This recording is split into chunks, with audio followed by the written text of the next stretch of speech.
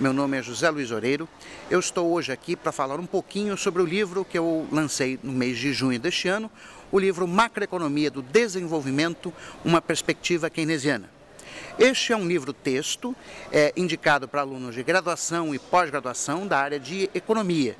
Ele é destinado principalmente às disciplinas de macroeconomia, crescimento econômico e desenvolvimento econômico. Bom, vou falar um pouquinho o porquê Macroeconomia do Desenvolvimento e o porquê ele ser um livro que tem uma perspectiva keynesiana. Bom, a macroeconomia do desenvolvimento é uma disciplina nova na economia.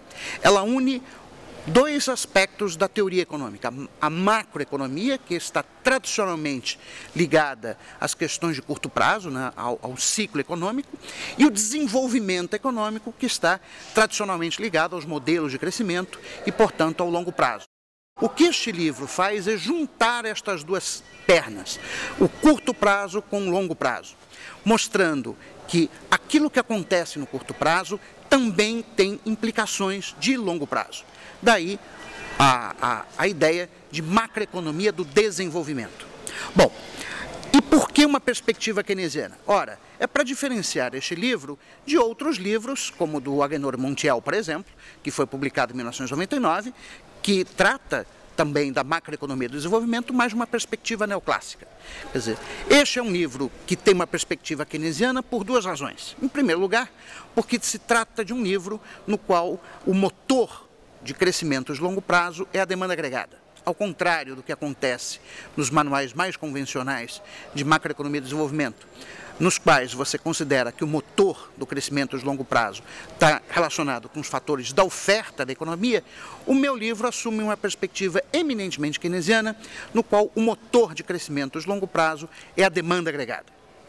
E a segunda razão pela qual este livro tem uma perspectiva keynesiana é porque ele parte do pressuposto que a condução da política macroeconômica de curto prazo afeta os resultados de longo prazo do sistema econômico. Bom, uma vez apresentada essa razão do porquê se trata de um livro de macroeconomia do desenvolvimento, eu quero falar um pouquinho como está a estrutura do livro. O meu livro está dividido em três partes. A primeira parte eu faço uma introdução sobre o conteúdo do livro e também apresento alguns fatos estilizados sobre o crescimento econômico a nível mundial, procurando argumentar que os modelos tradicionais de crescimento, ou seja, os modelos neoclássicos, tanto de crescimento exógeno como de crescimento endógeno, não são capazes de explicar esses fatos estilizados, particularmente o fenômeno assim conhecido como desenvolvimento desigual, ou seja, a ideia de que os países tendem a apresentar ao longo do tempo taxas diferenciadas de crescimento da renda per capita. Na segunda parte do livro, eu apresento o core analítico que eu desenvolvo, que são os modelos de crescimento de inspiração keynesiana. Essa segunda parte, ela tem 3 capítulos. Um primeiro capítulo, que apresenta os modelos de crescimento com restrição de oferta de trabalho, que são os modelos pós-keynesianos tradicionais. Aí nós temos o modelo Harrod-Domar, o modelo Cauder-Pazinetti. No capítulo seguinte, que é o capítulo 4, eu apresento os modelos de crescimento no qual a oferta de trabalho é ilimitada, e que, portanto, o crescimento vai ser restrito não pela oferta de trabalho, mas pelas restrições de balanço de pagamentos. E aí eu apresento os modelos na tradição Cauder-Dixit-Tyrrell, e finalizo esse capítulo fazendo um resumo da chamada macroeconomia estruturalista do desenvolvimento, que coloca a taxa de câmbio no centro da teoria do desenvolvimento. Por fim, no capítulo seguinte, que é o capítulo 5, eu apresento os modelos Kalekianos de crescimento, procurando argumentar que esses modelos possuem uma série de deficiências na comparação com os modelos desenvolvidos no capítulo anterior e que também esses modelos não são capazes de explicar o fenômeno do desenvolvimento desigual.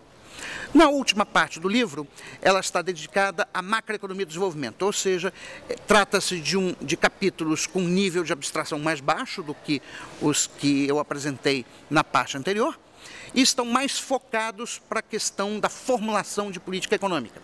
É isso que acontece, por exemplo, no capítulo 6, que é o primeiro capítulo da parte 3, em que eu discuto as condições necessárias para a existência de um regime macroeconômico ideal.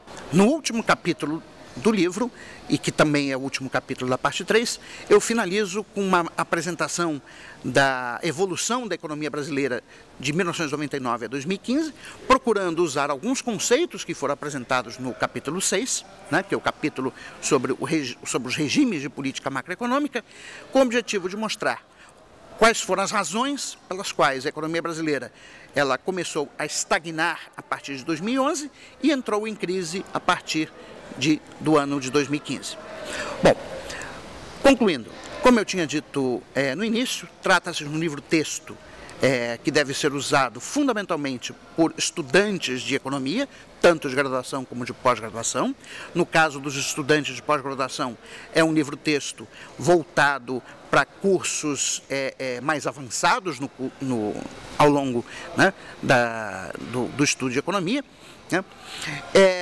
E é um livro-texto que, no final de cada capítulo, eu apresento algumas questões para discussão, né, que não são exercícios no sentido clássico do termo, ou seja, algo que exija um gabarito, né, mas que o professor que estiver utilizando o meu livro como livro-texto da sua disciplina pode propor para os alunos como forma de discutir os conceitos que foram apresentados ao longo do curso.